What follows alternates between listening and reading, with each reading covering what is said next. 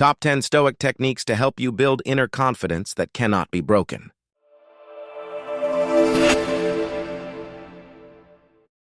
True confidence doesn't come from appearance, reputation, or recognition. It comes from a quiet place within, where you know who you are, and nothing external can shake you. The ancient Stoics, Marcus Aurelius, Seneca, Epictetus, left behind timeless principles to help us live with calm, strength, and unshakable presence. These are 10 Stoic techniques to help you build inner confidence that cannot be broken. 1. Know what you control. Epictetus. All anxiety begins when we try to control what lies beyond our reach. Epictetus said, "Some things are up to us, some things are not." Confidence arises the moment you stop chasing control over outcomes, other people's opinions, or the future, and focus solely on your own actions, thoughts, and choices. When you govern yourself fully, you don't need to control the world to feel at peace. 2. Negative visualization. Seneca. Seneca advised us to imagine the worst: losing your job, being misunderstood, failing, falling ill. Not to become pessimistic, but to prepare the mind. When you face what you fear, it loses its grip. You become calm, steady, ready. Confidence begins where fear ends, and fear ends when you rehearse the pain and realize you can still stand after it. 3. Practice voluntary discomfort. Musonius Rufus. Musonius Rufus, the teacher of Epictetus, taught his students to simplify their lives and train their resilience. Sleep on the ground, eat less, walk far, not to suffer, but to remember that we don't need much to live well. When you're familiar with discomfort, you no longer fear loss, and the person who no longer fears loss is free. True confidence comes from knowing you'll be fine even if life becomes difficult. 4th, Memento Mori. Marcus Aurelius. Marcus Aurelius wrote, "You could leave life right now. Let that determine what you do, say, and think." The awareness of death isn't gloomy, it's clarifying. When you realize time is limited, you stop delaying what matters. You stop living to impress and start living with intention. Confidence is born when you no longer postpone your truth. 5. Practice. Silence. Epictetus and Marcus Aurelius. Stoics don't argue unnecessarily. They don't react when insulted. They understand that anger is weakness, not strength. Your silence, when others are loud, is your power.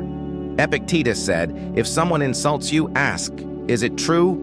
If it's not, ignore it." True confidence doesn't shout. It doesn't seek attention. It stands still and speaks through its calm. 6th, turn obstacles into the way. Marcus Aurelius.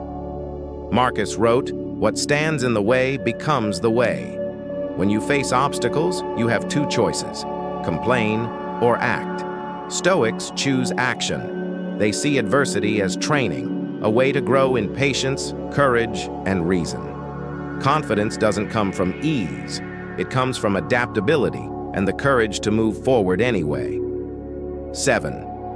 Let go of expectations. Epictetus. Epictetus said, "Don't expect others to act the way you want them to." The moment you need validation, praise, or approval to feel worthy, you become dependent. True confidence is doing what's right, even when no one agrees or applauds. You know what matters. You act from principle, not from the desire to be seen. 8. Rational inner dialogue. Seneca. Seneca encouraged us to examine our thoughts and shape them with reason.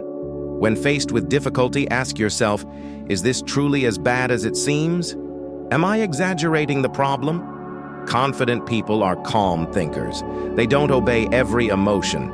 They lead their emotions with clarity. 9. Daily self-reflection. Marcus Aurelius.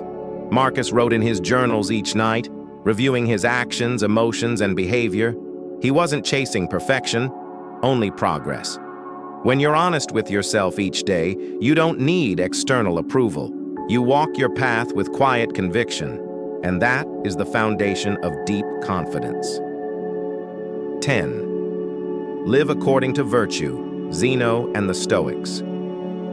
The Stoics taught that to live rightly is to live in harmony with nature, with reason, courage, justice, and moderation. Confidence isn't, "I'm better than you." It's, "I'm living according to my values."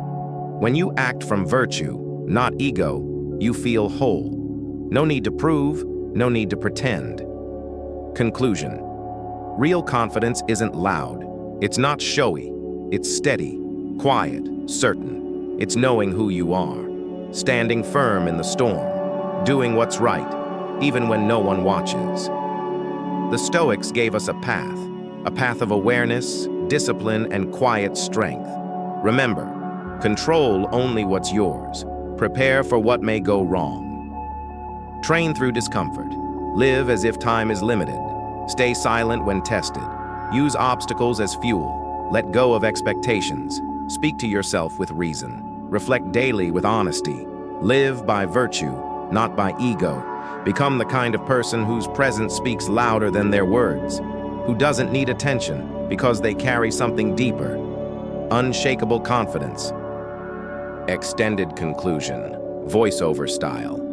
So in a world that constantly tells you to be louder, flashier, and more validated by others, the Stoic path calls you inward.